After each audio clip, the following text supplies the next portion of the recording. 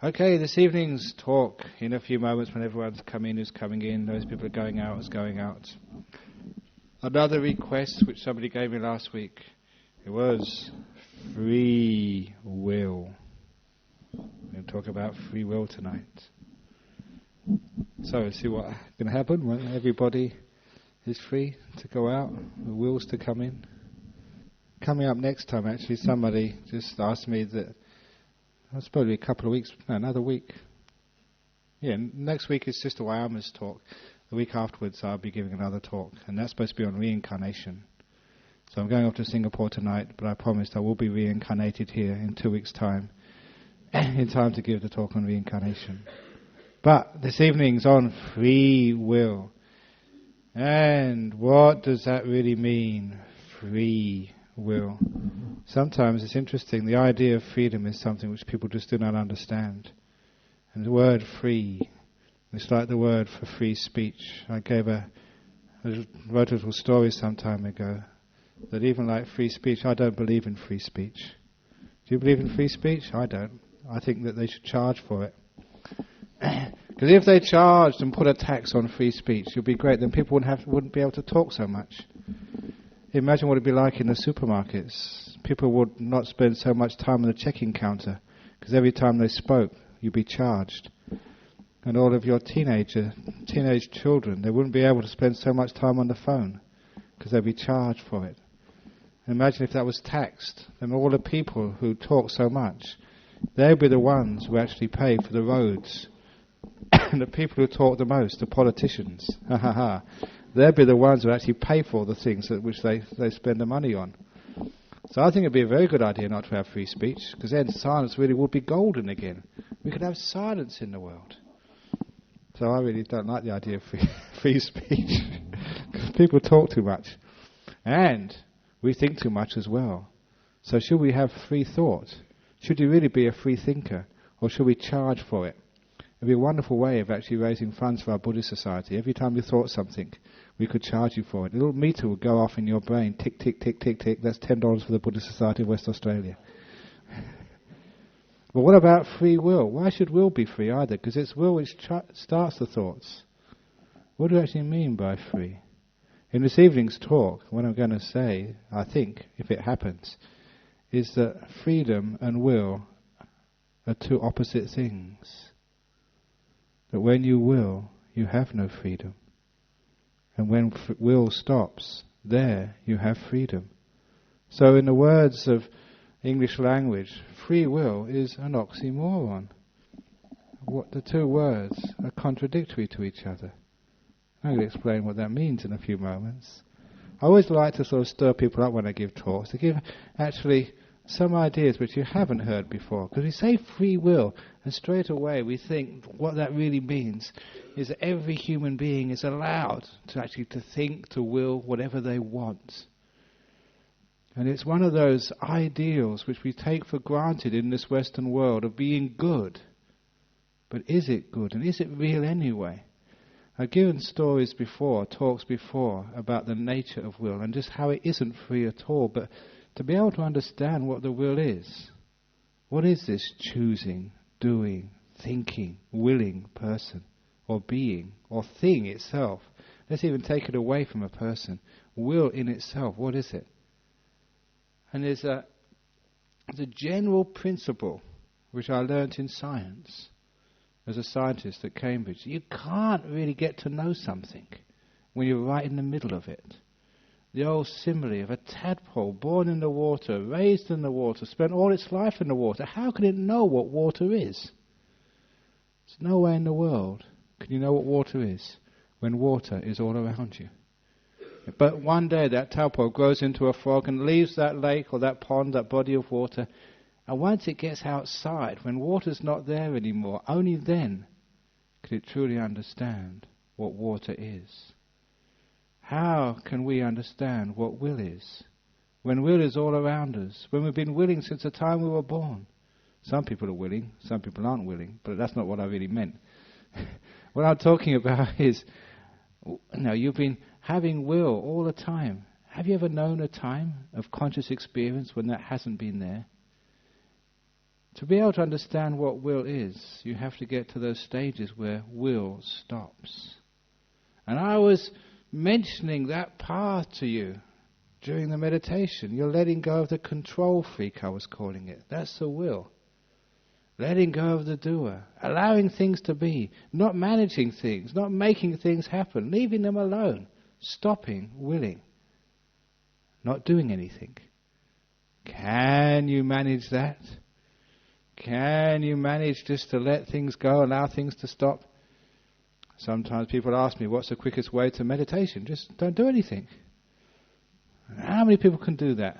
I find it so difficult to do. Just sit there, don't do anything. No one is going to judge you. You don't have to sort of win brownie points by meditating.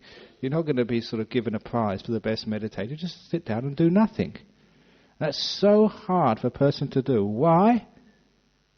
It's because they're under the tyranny of their will. The will not allow you to rest. The will is always pushing and pulling you, making you think, making you change, never allowing you a moment's rest. But through this type of meditation, sometimes you can press the right buttons. You can let go until the will completely disappears. And those are the occasions in the very deep meditations when there is no will at all. There is no choosing. There is no doing. Only from that point, when you're a little tadpole, you've grown into a frog, you've got outside of the lake, then you can really understand what will is. For those of you who know this part of meditation, the will stops in what we call the second jhana. That's when you're so still, you can't move. That's where when people tap you on the shoulder, you can't feel them. That's why you sit in meditation sometimes for hours. You can't come out because there's no will left to take you out of that meditation experience.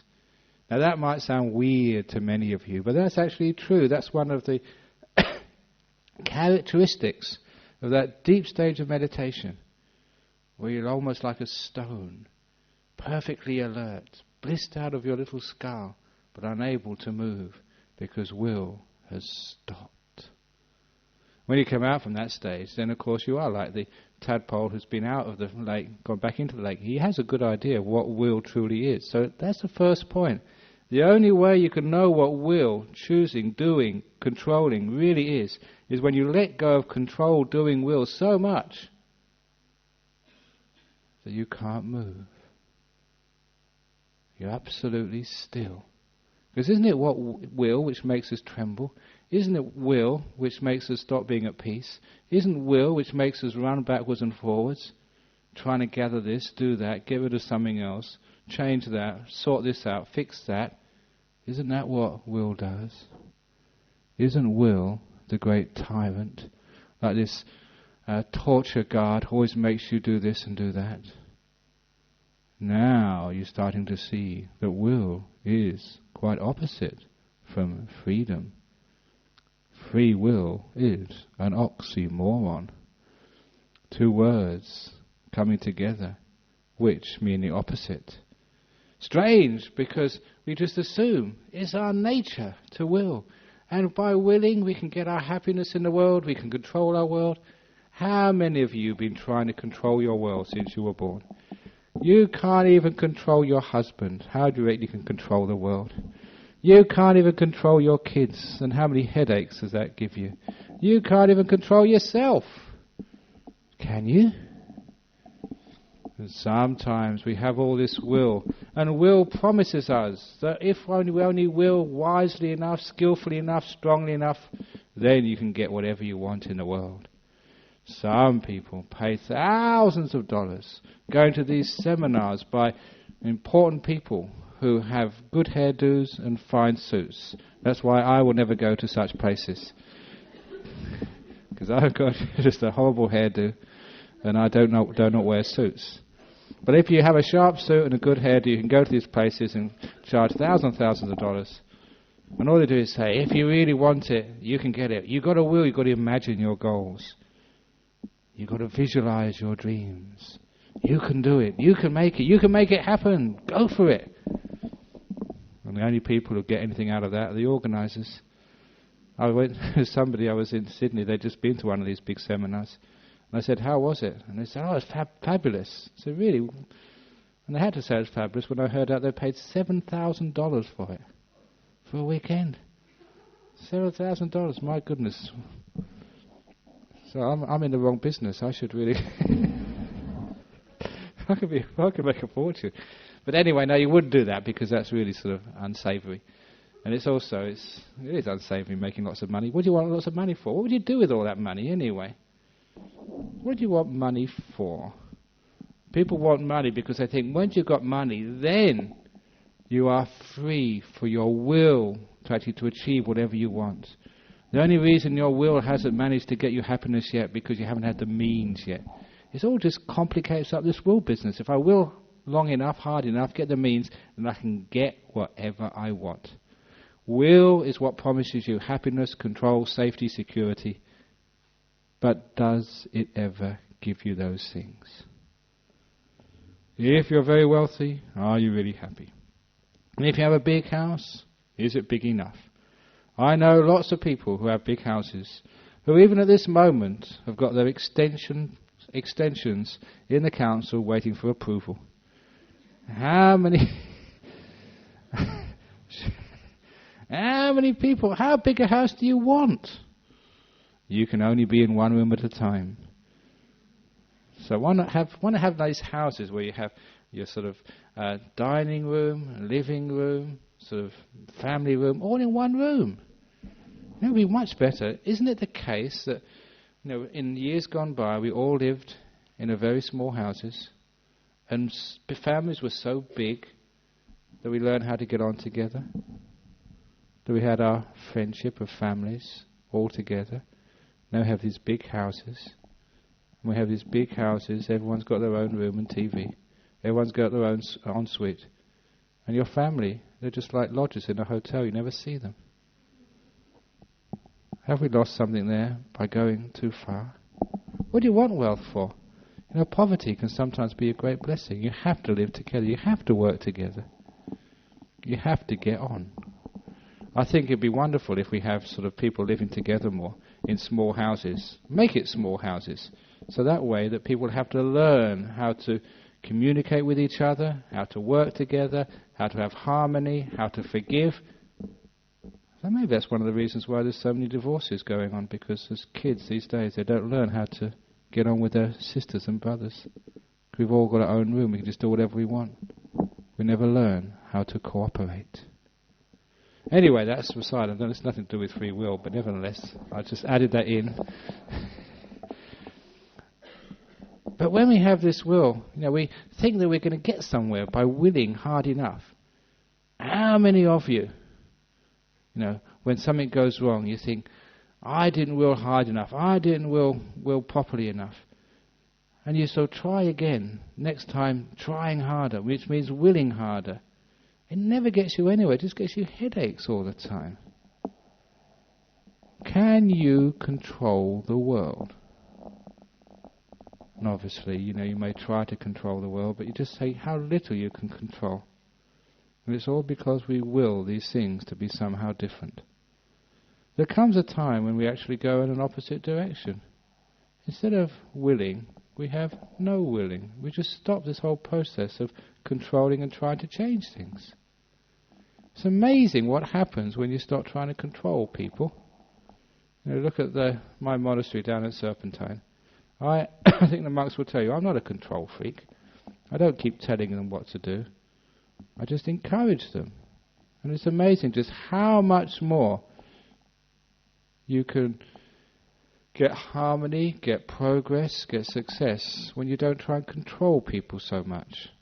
You know what it's like at work, some of you get this boss who always just makes you work hard, is always shouting at you, never praising, never encouraging you. This willing person who's got this great goal, you have to reach this, because they've gone to these $7,000 weekend seminars, they should come here instead, they save money and get much better advice. But when they hear these things, what's it like living with a person like that? Can you actually work with them? What's it like under a person who's like a tyrant? After a while, you just can't stand that job. You want to go somewhere else. And you realize that when your boss, instead of is like a tyrant, always telling you what to do, ordering you, being forceful, if you're with a boss who's encouraging, who's kind, who's understanding, then you find actually that you're not forced to work hard for such a person. You find you want to work hard for such a person. The person encourages you, inspires you, they're a good person, they're trying hard, they're kind to me, I want to be kind to them. That's certainly the way that I've run the monastery down at Serpentine. By being kind to my monks, they are kind back to me. It's called the law of karma. Now this is an example. If you're a tyrant, if you're mean to others, others will be mean to you. And isn't a lot of will being mean to yourself? Willing yourself so hard, I've got to do this, I've got to do that, come on, get your act together, me. Instead, can't we be kind to ourselves? This is what I call that tyrant inside each one of us, that very, very hard will, which pushes us. And unfortunately, our cultures say, yeah, we've got to sort of create that will, that strength of will. Be a strong-willed person, then you'll succeed in life. What do you really succeed in? Are you really happy when you have a strong will? Or is it you're just carrying a tyrant around in your brain all the time? Always never giving you a moment's peace. So you've got to work harder, you've got to make more money, you've got to get on in your company, you've got to get on in your monastery. My goodness, you've been 8 years as a monk, you're not the abbot yet. Or whatever it is, surely can't we sort of stop that business and just be kind instead? Because when we stop the will, instead we can have like the kindness as well. In kindness instead. What is kindness? What is loving kindness? You've heard me say this before. It's a beautiful description of what love truly is. The door of my heart is open to you no matter who you ever are, no matter what you do. My own father's description of loving kindness, the door of my heart is open to you. No matter who you are, no matter what you've ever done, come in. Now, is there any will involved in that? Or is it an ending of will? A freedom of will? Freedom rather from will? I know certainly my father was not a willful person. He was the one who taught me that. And he was quite happy no matter what I did in life. In fact, when I remember this story, I remember when I was starting to do well at school. And he went to one of these parent-teachers' nights. And I think that was the first time that the teacher said to him what I was doing and said, oh, you probably go to university. And my father got very upset. And apparently I heard the next day from my fellow classmates that he almost had a fight with my teacher. My father didn't want me to go to university. Simply because that he thought that would take me away from him. He was a simple working class man. And he thought, if his son goes to university, he will lose me as a friend. Of course, it was just a misunderstanding of what happens when you go to university. But for him, for a working class person, it was as if I was going to another echelon which he could never reach. He soon changed his mind and was very happy. But it was interesting, just sort of the way these things actually work. He wasn't a willful person. He would allow me to do things.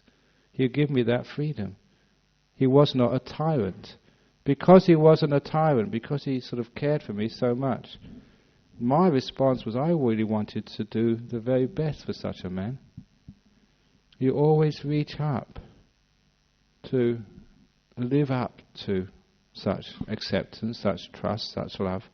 And it's the same in a business. If as a boss, the boss is caring and kind for the people underneath them, for the workers. If they're understanding, caring, yeah, we've got a job to do, but now if you're too ill, then don't do it today. Then people would work harder. You get much more out of the job. Actually, I should have brought this along today if I knew what I was going to say, but I never really understand what I'm going to say before I say it. But on my wall by my desk, there was a little article which came from a business journal of United Kingdom, where a particular business had won a prize for productivity because it had banned overtime. He said, to workers, you have to go home to your families at a certain time. Now, you can't sort of keep on doing this overtime, so you neglect your private life, you neglect your health, you neglect your recreation. And so this company, they insisted everybody go home on time, no overtime. And they did so many other little things actually to care for the company that the staff turnover went so far down that people stayed in their jobs for year after year after year. So all this retraining of staff, they didn't have to spend any money on that. The staff really cared for a company which cared for them. Their profits, their productivity went up so much, it won a business award in the UK as an example of how kindness and caring actually work for an economic concern, a company, a business. And that sort of impressed me, because that's actually what happens not just with a company, not just with a monastery, but with ourselves. We should care for ourselves more instead of being so willful. By willful we say, I shouldn't have done this. That's being willing. Willing to be better, willing to do this. Sort of the tyrant inside of you, which is always telling you what to do. Can't we have just even a moment's peace from that tyrant? Otherwise it will be moving you, willing you to do this and that from the time you were born to the time you would die. Come on, me, do well, you've got to pass your exams when you're young. Come on, do well, get a nice partner, get a pretty one, get a nice sort of rich husband. Come on, do well at school, your job. Come on, sort of do well in your career. Come on, try harder to get a good house. Come on, try harder to be successful. Come on, try harder to meditate when you come to a temple. Come on, try harder to go to heaven after you die. Always willing ourselves to somehow sort of live up to something. We're always moving, being pushed. Do you ever find or feel inside you're always being pushed around? You're never being accepted. You're never have this feeling of freedom, just to be who you are. Do you understand how will and freedom are two opposites?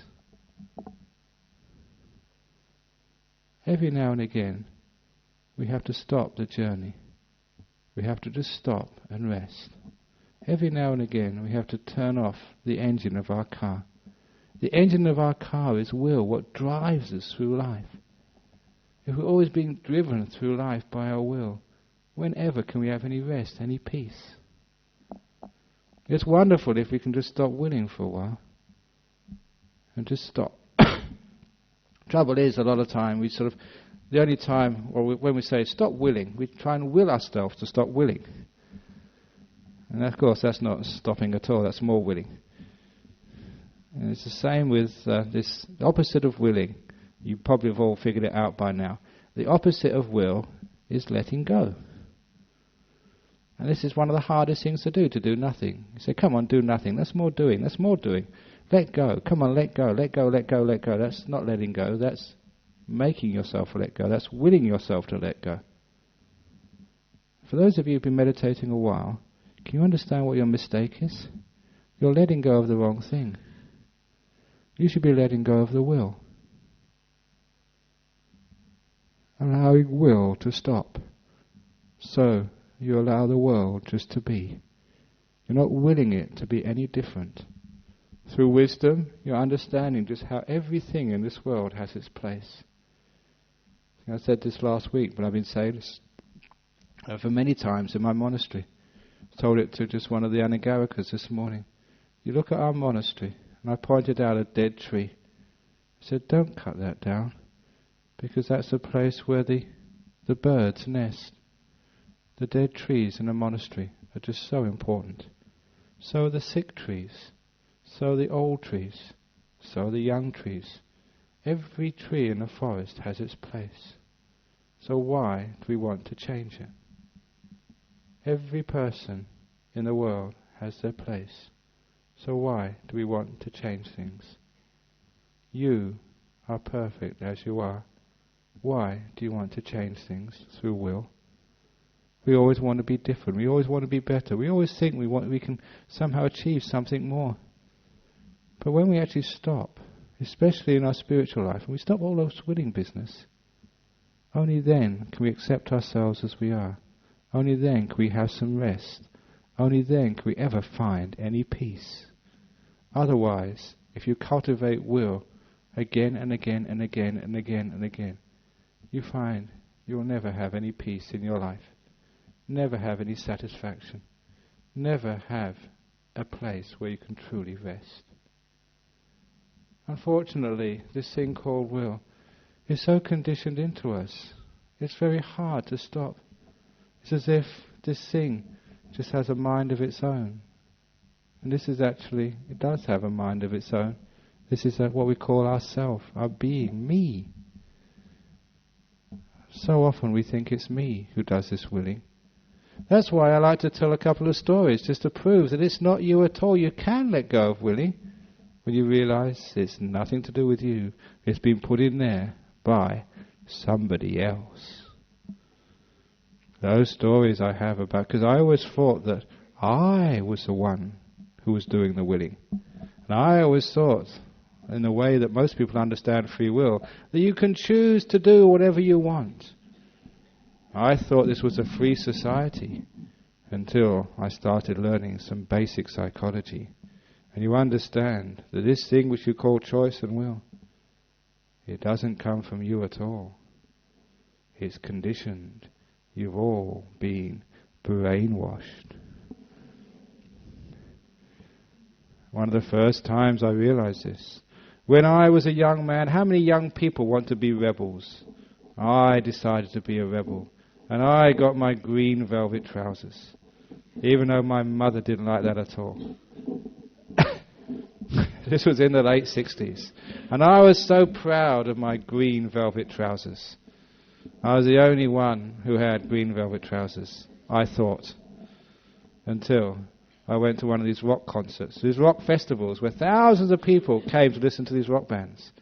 And that was the time I found 10,000 other people with green velvet trousers. I wasn't being an individual at all. I was just wearing another uniform. It's called fashion.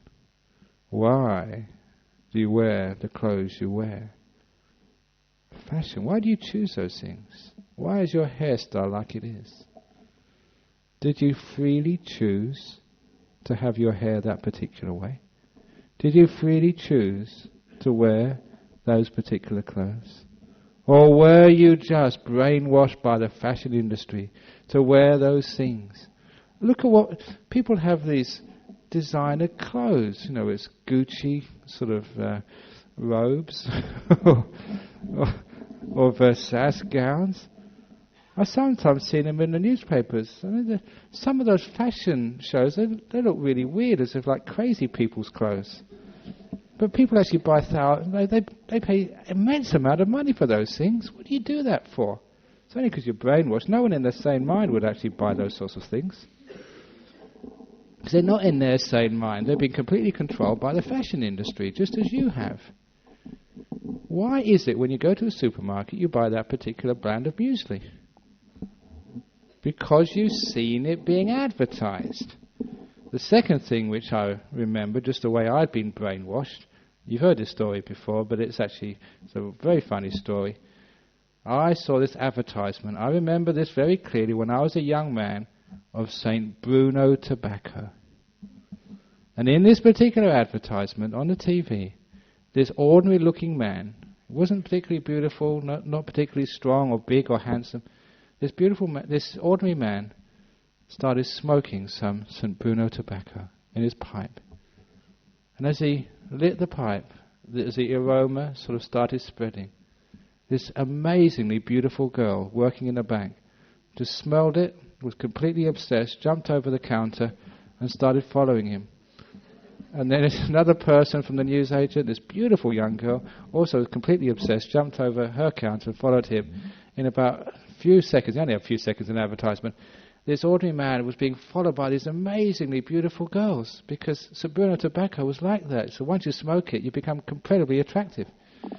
That was what the advert said. It's actually stupid, isn't it? I mean, who could believe that? I did.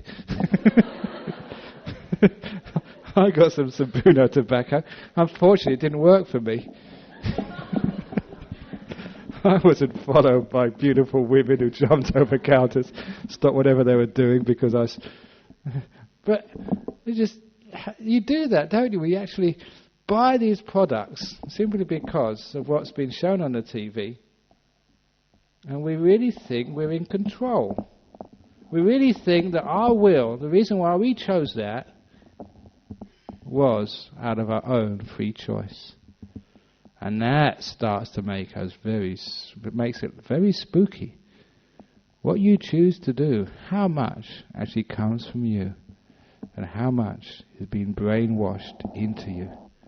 I've been told that many of the monks at my monastery start talking like me.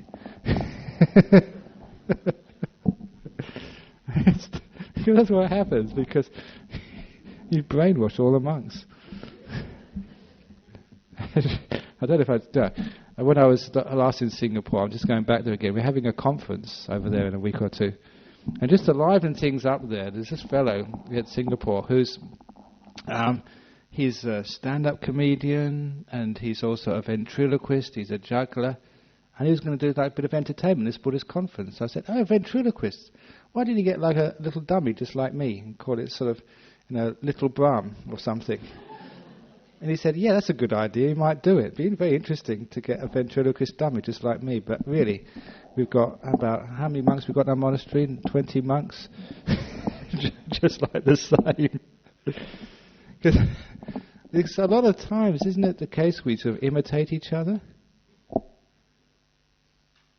Why do we imitate each other? It's because of actually our will. Where does it actually come from? We think we're in control. A lot of times, we are not. Our will is conditioned into us by our society, by our parents, by our religion. That's why you can't really blame anybody. They choose to do that because that's all they've heard. A lot of our will is completely conditioned. Another story about will, which again really shook me, was when as a college student, I went to this demonstration by a hypnotist who would get this whole whole group of students. I was one of them. I tried to see if I was a hypnotic subject. He said no, I wasn't. I was very happy afterwards when I found out what happened to somebody who was a hypnotic subject, because they hypnotized this student completely. And in front of all the people watching, this hypnotist said, later on, I'm going to give you a suggestion. When I touch my right ear, you are going to stand up and sing the national anthem. It's the British national anthem, God Save the Queen. And then he gave them a post-hypnotic suggestion. Well, he took him out of hypnosis, but before he did, he said, now, you won't remember anything which I've just told you, but you will remember when I touch my ear to stand up and sing the British national anthem. And when he took this young student out of hypnosis, he sent him back to his chair. And of course, we'd all seen what was happening. And just like every other student in that lecture, I couldn't wait until that sort of hypnotist actually touched his ear. Was waiting for it. He came close a few times. I'm sure he was sort of just winding us up. But then he actually touched his ear. And as soon as he touched his right ear, this student, in the middle of the lecture, in the lecture hall of maybe 100 students, he stood up and in a loud voice sang, God Save the Queen. And everyone else burst out laughing, but he wouldn't stop. He just carried on till the end. And it's so embarrassing. And we asked him afterwards, so he was asked, why did you do that? And he gave a cogent reason. To him, he thought he'd freely chose to sing the British national anthem in the middle of a lecture. To us, it was quite clear he'd been completely conditioned. When we saw that, we realized the things which I do, are they really coming from me? Or are they just conditioned by my parents, by my friends, by my society? When you actually look deeply into it, it is all completely conditioned. You have been controlled by your society, by your upbringing, by your conditioning. That's a weird thing to understand. But once you understand it, once you know what's going on, you notice how this mind is completely subject to conditioning. At least you can condition it in a good way.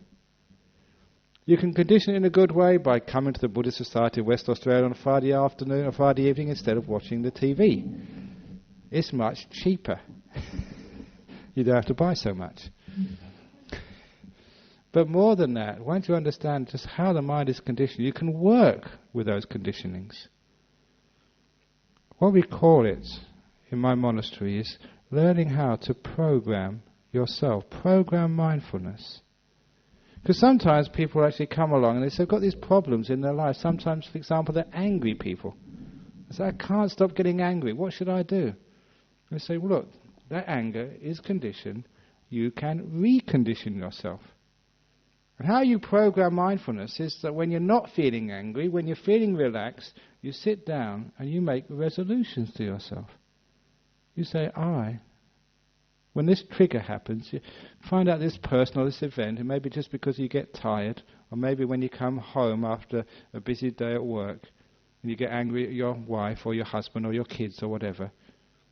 Find out the trigger, find out your situation, and when you're far away from that situation, when you're relaxed, tell yourself, look, when I come home, I will not get angry at my wife. When I come home, I will not get angry at my wife. When I come home, I will not get angry at my wife. You repeat it to yourself 2 or 3 times. That's what I do. Not that I've got a wife, but it's other situations. I'm a very good monk. But this is just an example. You make that resolution to yourself, and it's amazing just how it works. Now you find that you've made that resolution to yourself, you've actually programmed your mind, you've brainwashed yourself, you've conditioned yourself like self-hypnosis. And then you come home from work, your same old situation, you're about to follow the same obsessive habits, and you're about to get angry, and something comes up into your mind and says, no, I won't. And after a while you realize that that's come up because you put that conditioning in there. You've deliberately reconditioned your mind. It's amazing how powerful that is. If you don't believe me, try this experiment tonight. It's a very common meditation experiment. When you go to sleep tonight, whatever time you want to get up in the morning, say it's at 8 o'clock, put your alarm clock to 8:05, just in case, so you don't have to worry about anything.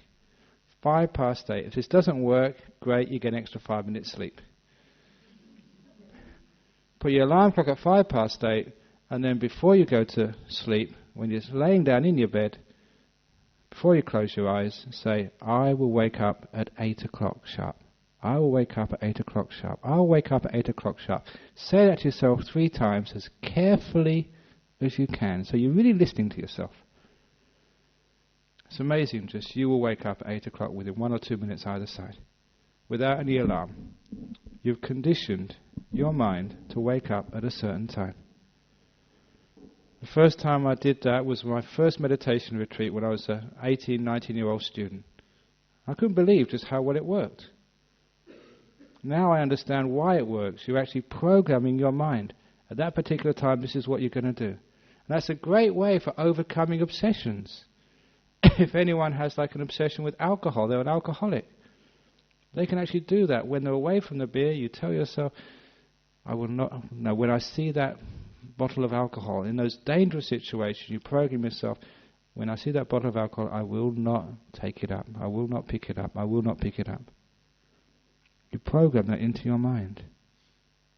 You can recondition yourself to change. Maybe it takes a bit of a while before you can recondition yourself. It's like a person training in sport. You know, the people who are training in sport, you watch them in their training, like on tennis. They keep on just doing the same action over and over and over and over again until they condition themselves. That's how they react when a ball is like that, because in the actual game things go so fast you haven't got time to think. In real life, because it flows so fast, we just act out of our conditioning, how we've been trained. how we've been brainwashed. And this is the way we recondition ourselves. When we understand where all this comes from, it's amazing what we can do. Even in our meditation, sometimes at the goal of a teacher, I teach these things again and again and again and again. And I'm brainwashing you. I admit that. You get brainwashed every Friday you come here. And what happens is you go home, you're about to get angry, something comes up, what Ajahn Brahm said, or what Sister Ajahn Wayama said, and it stops you. And it changes you for the better. So this is actually how this all works. This is actually how you can actually, because you know what will is, you know where it comes from, you can actually work with your will. You can actually change it. So obsessive or negative choices, sort of destructive will, can be altered. You just tell yourself what to do. And you know why you tell yourself what to do? Because I told you what to do. I brainwashed you to change from taking alcohol. Brainwashed you to change to getting angry. Brainwashed to being more kind. Even brainwashed you to be more generous. There's an old story, I can't resist telling this. This is a brainwashing story, hypnosis story. I tried to tell this at our last Katina ceremony, but Ajahn Yana was there and he stopped me. But I'm going to go for it this time. That's right. For those of you who remember that, who didn't know the punchline, there was this poor priest. And this poor priest was only a young fellow, and he didn't give very good sermons, so he didn't get much on his collection plate. And so because of that, he sort of was finding it very, very hard to make ends meet. So he went to see his superior, his bishop, and the bishop said, look, the same thing happened to me when I started out, being a priest. Very hard to actually get people inspired, hardly got anything. So what I did, I tried hypnosis. He said, on one Sunday afternoon, he said, I turned up the temperature in the room. I gave a very boring sermon in a monotone. When people were about to fall asleep, I got out my watch. I did it backwards and forwards, and when everyone was hypnotized, I gave them the suggestion, only $10 notes, no fives, no coins. 20s will do, 50s all right as well, but no coins, no $5 notes. He said it worked a treat. And so the priest said, I can't do that. He said, no, of course you can, it's for God. It's like here, it's for the Buddha, it's for good karma. So you all need to make good karma, so it's okay to brainwash you. So he tried it out. The next Sunday, he turned, you notice how the temperature's up in this room this evening? he turned the temperature up. He gave a very boring sermon, no jokes like I give. See, I'm a good monk, I don't brainwash you. He gave a very boring sermon, and it was in a monotone. When everyone was about to fall asleep, he got his watch out. Backwards and forwards, until they were all hypnotized. Then he said, $10, $20, $50, $100, no fives, no coins on the collection plate. And it worked a treat. When the collection plate went out, it was full of $10, $20, $50 notes. This is really good. So he decided he wouldn't do it next week, otherwise they'd soon suss him out. Because people are smart. So he waited for a few weeks until he needed some more money. And then again, turned the temperature up on a Sunday afternoon before they went to church. Gave a very boring sermon in a monotone. And then, when they were about to fall asleep, he got his watch out again. And he was just about to say, only $10, when he dropped his watch. And he just said, shit. And you know what happened next? This is what I mean about conditioning. They're all brainwashes. That's why we've never tried that trick here.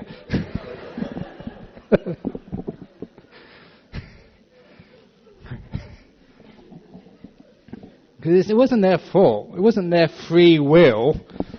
They were forced to do that because...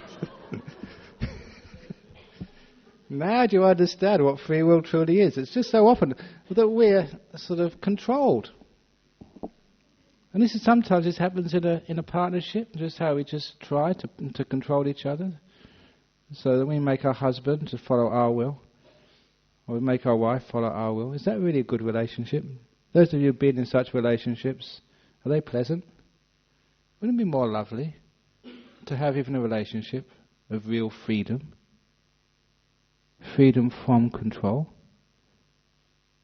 This is actually why that I've made a big point over the last few years of talking about freedom and desires, and to see how the two are completely opposite. We talk now about the two types of freedom in the world. The freedom of desires is what people understand as free will. So that you can do whatever you want, whenever you want it, however you like it. And if you notice, this is how our society has been growing over the last few centuries. Giving people the power, the wealth, the means to fulfill whatever desire you want. Even whatever movie you want to listen to. You can go on Sky TV, you can get DVDs, you don't even need to go to the movie theatre anymore. Whatever food you want, you've got so many restaurants. Again, you don't even need to go out, you can ring up for home delivery. Whatever Dharma talk you want, we've got these MP3 CDs with hundreds of Dharma talks on. You don't even need to come to the centre now, you can listen to all this on the internet. Anything you want is getting more and more and more. Our society is called the free world by Mr. Bush, because, and Mr. Howard as well, and Mr. Blair, because they think this is the freedom of desires. But I ask you, how many of you really feel free? You are more wealthy than your parents. You've got more ability to come and go, to be entertained, than the people who came before you. But do you feel free? It's a strange thing that if you ask a person in our modern world, they don't feel free at all. And you come to our monastery, Bodhinyana monastery. You can't do this, you can't do that, you can't do anything else. This is a can't do monastery. It's all banned. You can't watch the TV, you can't watch movies, you can't listen to the radio, you can't sing songs, you can't play soccer. So many things. You can't even eat in the afternoon. You can't choose what you want to eat either. So many things you can't do. And many people think, that must be terrible living in a monastery. All those rules. You must feel so confined, like you're being in a prison. What do you guys do that for? I've never felt so free in my life since becoming a monk. All these rules which I have to keep, they're so freeing. And this is why we got lots of people coming to our monastery. The ABC came there the last, it was last night, on Thursday night, doing a program for Negus. I think, was it Today Tonight or something, on Negus Tonight, on July the 13th, following a young man coming into our monastery. Asking, actually they were quite surprised again. They thought, your monastery is amazing, people are laughing, they're telling jokes. They thought it was supposed to be a serious place. You know me by now. Our monastery is not a serious place, it's a free place. We become monks for fun. We do. In fact, I'm a good time monk, I keep telling people. If you want a good time, what should you do? Be good. That's my saying. If you want a good time, then be good. But sometimes people think that's really crazy. The only way you can have fun is to be naughty. Isn't that the case? People think naughty people have the most fun. They don't. You keep all these rules, you're confined, people think. That's what it looks like on the outside. But from the inside, you feel so free. It took me a while to understand this, and so I coined this term, the two types of freedom. The first is the freedom of desires, when you can do whatever you want, there are no rules. It's called the freedom of desires. The second type of freedom, what we monks get into, is called the freedom from desires. There's no desires left. There's no will to keep pushing you and pulling you. the desire to be rich, the desire to be well liked, the desire to be successful, even the desire to be healthy. Oh, if you're healthy, that's fine. If you're sick, that's part of life. Nothing wrong with that. Free from desires. Imagine that type of freedom, where you want for nothing, where you're completely content. Whatever comes, fine. If it doesn't come, fine. You're free from desires, where will has stopped. You're enjoying your life rather than always trying to control it. You're neither trying to control yourself, nor are you trying to control anybody else. Can you understand what that freedom is? Sometimes I'm going to the airport tonight to catch a plane. Sometimes I've seen the plane has been delayed. People get so upset and angry. What are you getting angry for? Does that make the plane go on time? You're just making yourself suffer. People complain when things go wrong because they're control freaks. They want to control the world. They don't want planes to not go on time. They don't want the traffic to sort of be so terrible. They don't want their children to not always become top of the class. We're so great control freaks. We want to control the world. At least you want to control your children. You want to control your partner. You want to control yourself. You want to control your body. I want to live a long time. I don't want to be sick. How many of you can do that? In the end, there's only one freedom. The freedom from desires. When you can love a partner and say, the door of my heart's open to you no matter what you do or where you go. My love gives you freedom. I don't control you anymore. When you tell your kids, no matter what you do in your life, the door of my house will always be open to you. What my father said to me, complete freeing me. I didn't have to work hard to have his love. His love was a given. It will always be there, no matter what I did. He gave me freedom. I respected that so much, and I worked so hard to try and live up to him. This is what happens if you give your partner that type of freedom. This is what happens to you if you give yourself that degree of freedom. The door of my heart's open to me, no matter who I am, no matter what I ever do, no matter what I've done in life. Freedom from control. Like I said in that forest, every tree is so important. Every experience in your life was absolutely necessary for you.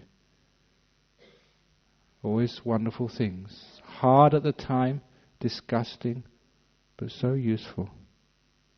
You wouldn't be who you are without those. When you understand that, you understand how you can love yourself.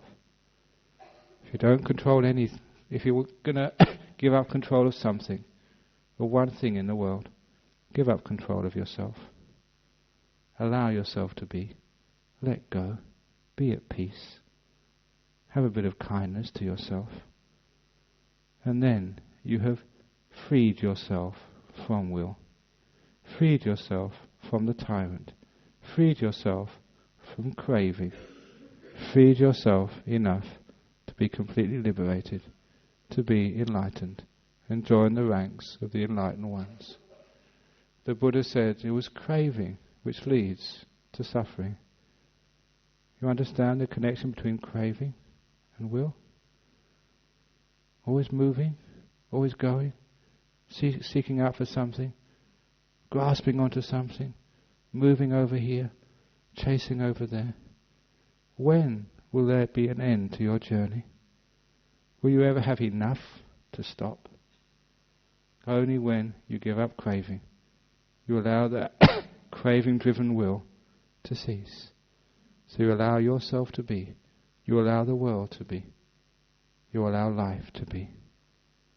As it is, with its sickness, with its death, with its heat, with its cold. Only then can you find real peace. This is the end of will. The Buddha said, from delusion comes will, sankhara, karma formations. From that comes the rebirth consciousness. It's called dependent origination, the first three factors. Through wisdom, when we see things as they truly are, there, the karma formations, will, stops. Through its stopping, there is no more rebirth.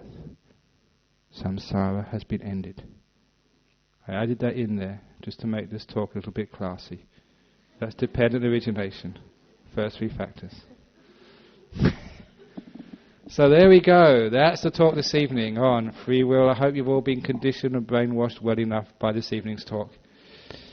And I forgot to get my clock out to get the donations, but never mind. I'm sure that our President Sol will be able to fix that one up. So thanks again for coming. So are there any questions about this evening's talk about free will, or rather the freedom from will? Yes, I got a question, yeah. Good. How do you work against aversion? You make peace with aversion. Like, aversion is just one of these clouds which come up into your mind. Trouble is, what most people do, like they have aversion, something they don't like, and they get averse to aversion. So we get this double aversion. It's like we get guilty.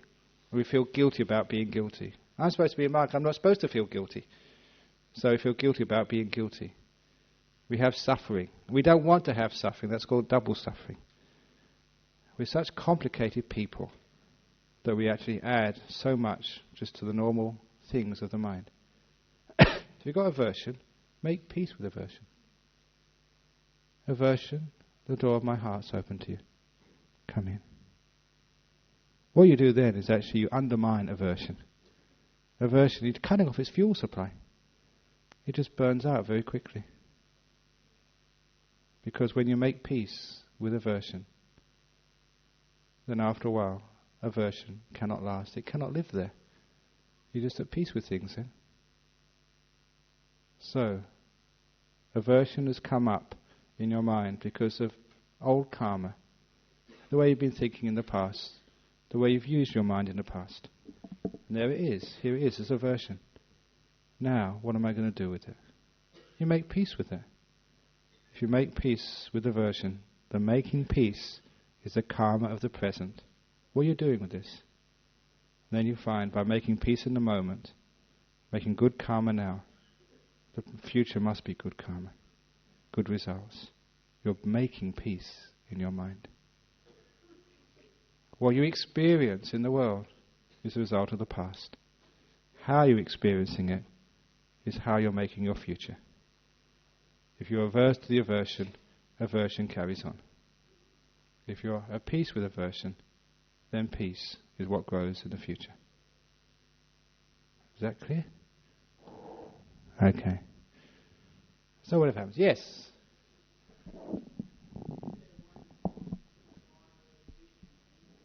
Yeah, that's called jhanas.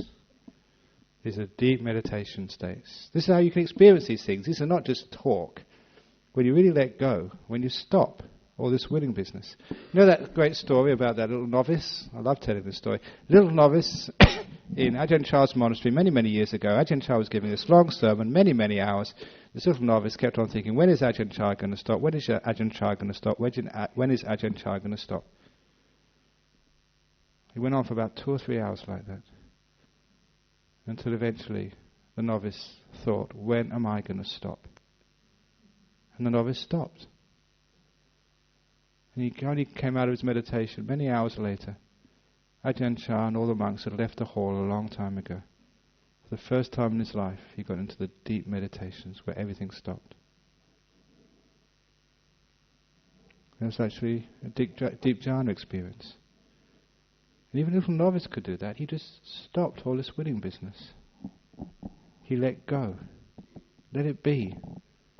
Loving kindness, the door of my heart's open to this. You're not doing anything. You're accepting, you're being. And there, the conditioning starts to end.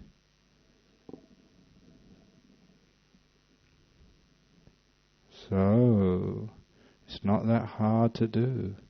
All you need to do is nothing. It's so hard. So whenever you're meditating, you find it's hard to do nothing. Ask yourself, why? Because will. There's always something that moves the mind. You have thought comes, I should do this, I should do that. That's called will. And even when you've got nothing to do, I should be doing something. That's will again. Where it's all conditioned. And I'm trying my hardest to uncondition you, or rather brainwash you so you see things a different way. So you can really let go, and you can at least be free. So there's not this person inside you always pushing you and pulling you.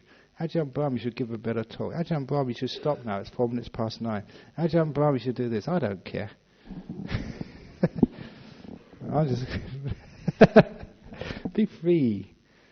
Okay, I should really stop now. Okay. Sorry, it's a bit late.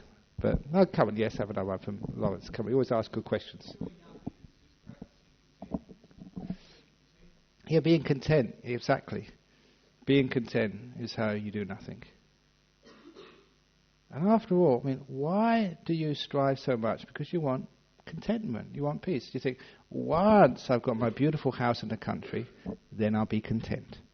Once I've paid off my mortgage, then I'll be content. Once my children have passed their exams, then I'll be content. And so this is what desire does. It always puts off contentment. Haven't you got enough already? Hands up, those people who've got enough. Come on, monks, put your hands up.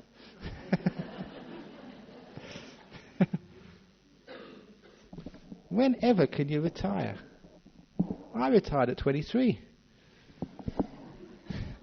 Got no superannuation. Who needs superannuation? I don't believe a word of Mr. Costello.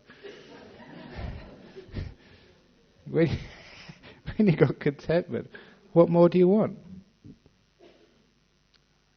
It's discontent. That's actually caught up with will. Discontent is actually what generates will. When we're discontent, we're willing to do something. When you're content, really content, all the will ends. You don't need much to be content.